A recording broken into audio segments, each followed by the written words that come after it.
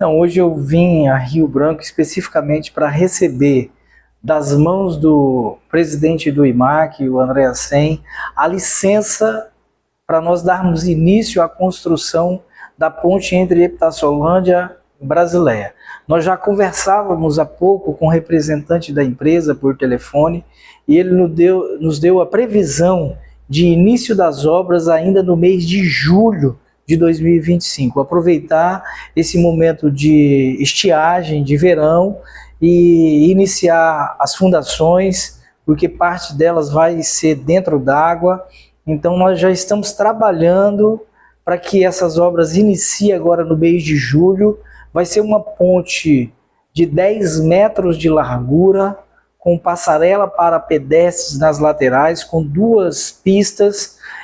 Então vai melhorar muito a trafegabilidade ali na região da fronteira, uma vez que nós temos uma ponte hoje em estrutura metálica de mão única que causa muito transtorno durante os horários de pico, principalmente pela manhã, próximo ao horário do almoço, meio-dia e no final da tarde, porque transita pessoas ali para todos os municípios. Pessoas que moram em Brasileia trabalham em Epitácio-Holândia, pessoas que moram em Epitácio-Holândia trabalham em Brasileia, além do comércio, que é como se fosse uma cidade única. Nós somos 2 cidades irmãs e essa ponte ela nos une, ela não nos separa. E essa ponte em alvenaria, toda em concreto, facilitará a vida das pessoas que residem ali naquela região. Exemplo, nós temos o Corpo de Bombeiros que fica em Epitácio-Holândia e às vezes precisa prestar socorro em Brasileia.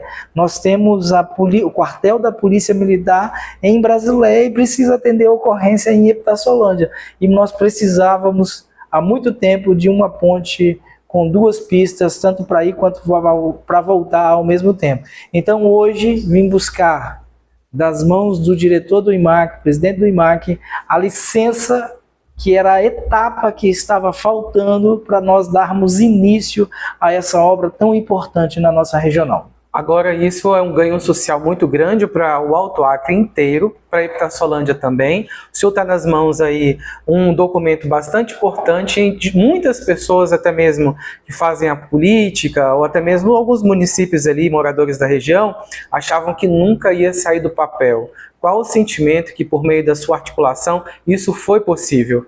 É verdade, eu me lembro do dia em que eu recebi uma ligação, e nós precisamos mencionar isso, que quando nós iniciamos o sonho dessa ponte, foi em parceria com o então vice-governador Major Rocha e a então deputada federal Mara Rocha.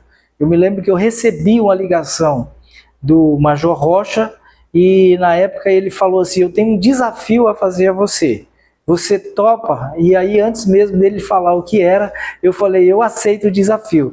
E aí ele relatou que eles estavam trabalhando para conseguir uma emenda para a construção da ponte entre Epitácio-Holândia e Brasileia, e foi um desafio gigantesco.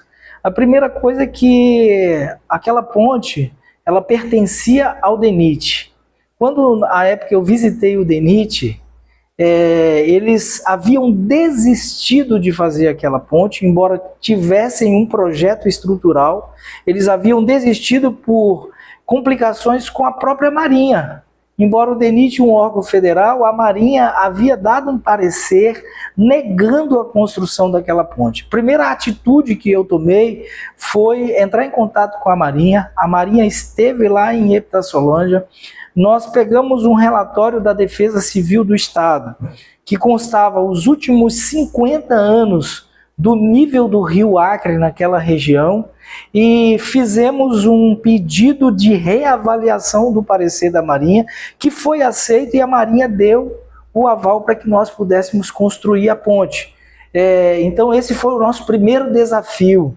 Depois foi conseguir a emenda, que a Mara estava trabalhando nisso lá em Brasília. Nós conseguimos a emenda, mas como era uma ponte e um trecho da rodovia 317 que pertencia ao DENIT, nós estivemos em Brasília conversando com o ministro da Infraestrutura, que na época era o Tarcísio de Freitas, hoje governador de São Paulo, e nós fomos muito bem recepcionados em Brasília, no gabinete dele, e ele falou, não, eu dou o trecho da BR-317 e a ponte para que vocês possam fazer essa ponte em Epitaçolândia. E aí, desde então, nós começamos a trabalhar a licitação, a licença a licença prévia, que na época demorou muito para sair essa licença, e fomos vencendo etapa após etapa. Um desafio. As pessoas, às vezes eu converso com algumas pessoas que jamais acreditaram que essa ponte pudesse se tornar realidade.